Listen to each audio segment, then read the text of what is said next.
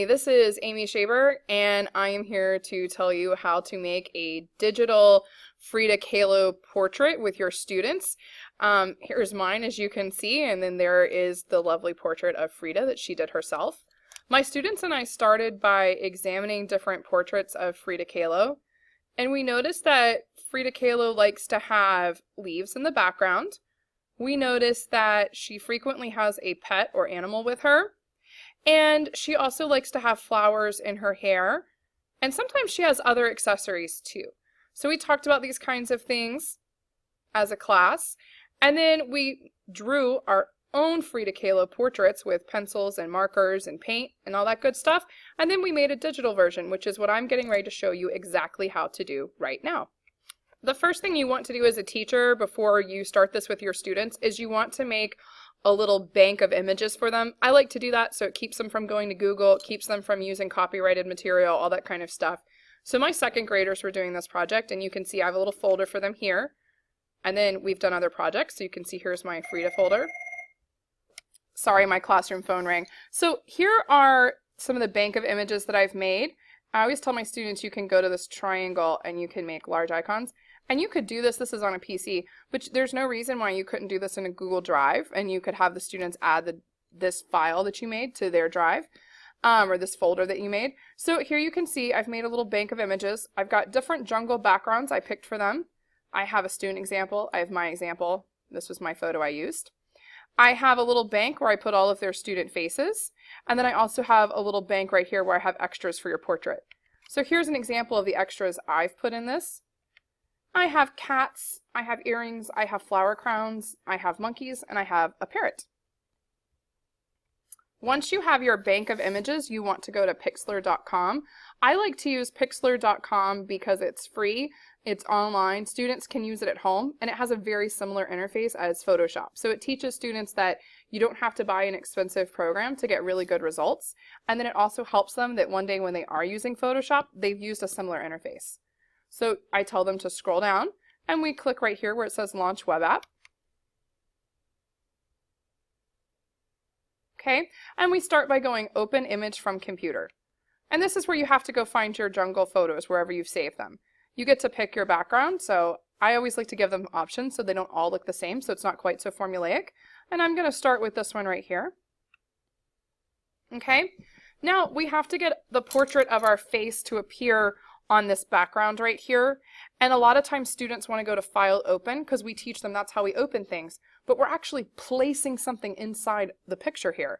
So we do that a little bit differently, and the way we do that is we go to Layer, and we go to Open Image as Layer. So Layer, Open Image as Layer. You click there, then you go back to your bank. I've got my student faces, that's where my students would go, but in my case I'm going to go right here and click Open, and there's my photo. Now it's probably way too big, right?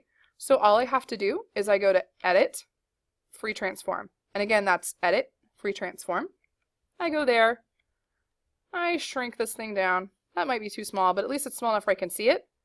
I decide how much of my face I want to use. Move that up just a little bit. I like to have enough shoulders so I can kind of see. Click off to the side.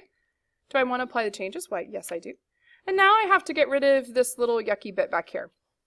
The way we do that in Pixlr, excuse me, is we click on the magic wand tool, which is right here. If you leave your mouse there long enough, it will tell you what the tool does. Click on it. I tell my students usually to change it to about 50 is a good number for them. I'm going to change it to 50. I'm going to click, and you can see where it highlighted a bunch of stuff, and you'll go Edit, Cut. And there's still some little like other stuff here, so I could touch it again with the magic wand and go Edit, Cut, or I can take the eraser, okay? Take the eraser and just erase. And the students really like to use the eraser because they're like familiar with that. That feels good to them. They know what that is, right? So I'm going to erase all this out. Now, sometimes it'll happen that a student will, I'm going to show you something that they do that's wrong. They might have a bunch of stuff like this highlighted and they don't know what to do. They don't know how to get rid of it. And what you do if you have all these marching ants and you don't know how to get rid of them and you like, I don't want to delete that, right? Oops. And if I do something I don't like, I just go to Edit, Undo. But what you do to get rid of the marching ants is you go to Edit, Deselect All. So Edit, Deselect All, and the marching ants are gone. So now you get to add like all the cool extras and like all the super fun stuff. And the way you do that is you go to Layer, open images layer. Again, we've gone back to our bank. We have extras for our portrait. We talked about how flower crowns aren't just for girls, that flowers aren't just for girls, and that in a lot of cultures around the world that boys put flowers in their hair, or they wear flowers when it's time to have a party or to have a good time. We talked about how they do this in Hawaii and they do it in parts of Asia. So that way we removed any kind of stigma of putting flowers in your hair. And I didn't make it a requirement that my boys had to have flowers in their hair, but almost every single one did. So I thought that was pretty cool. So you get to pick which flower crown you want. I'm going to pick this one. And there it is. Now in this case, that's a pretty good size for me. But if I want it to be bigger or smaller, I just go to Edit, Free Transform. I can make, oh, I think I kind of like it a little bit bigger. I feel like Frida would have liked it bigger. And yes, okay. So now I get to add another extra, so Layer, Open Images Layer, and I think I'm gonna add earrings. Now, I didn't tell my boys they could or couldn't add earrings, and what was funny is a lot of them did. A lot of them really got into adding like one earring or and stuff like that, and I thought that was kind of cool, and it wasn't a gendered thing, it was just this looks really cool and I want to have it. And I think that's important to make people realize that some things, it's not about gender, it's just about what we like. Now you can go Layer, Open Images Layer to place another earring, or you can go over here to Layer and see where I'm at. If I right click, I can go to Duplicate Layer. It looks like nothing happened, but if I get my Move tool, I can click on the earring, da-da-da, and I have two. So now I've got two earrings. That's kind of nice. And of course, I want to have a pet. I didn't make it a requirement that you had to have a pet. And again, you're going to go to Layer, Open Images Layer, go find your pet. But a lot of my students liked having a pet. They kind of thought that that was fun. I'm going to pick this parrot. Okay, got my Move tool. I'm going to click. I think I'm going to put him right here. But you know what? I kind of want him facing, he's facing this way, and I want him facing this way. So let's go to Edit, Free Transform. What? Do you see what I just did there? Just click on one, and I can flip it around.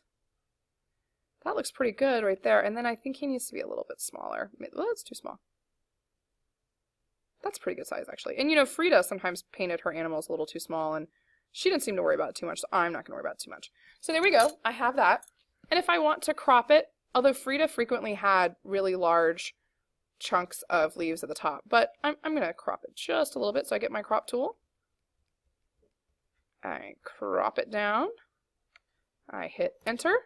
There it is. I'm all finished. I've done a portrait of myself as Frida Kahlo. I can go to File, Save. I usually tell my students to give it their name. My first name is Amy, and then an F for Frida.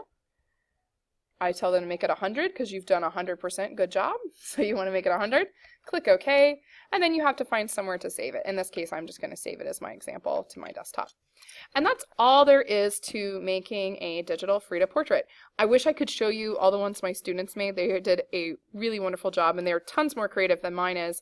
But I don't really want to show you their pretty little faces without their parents' permission, so it gets a little awkward there. But this is a super duper fun project. My students loved it, and again, my students were in 2nd grade and they enjoyed it. Granted, they've had digital art every year since they were in kindergarten.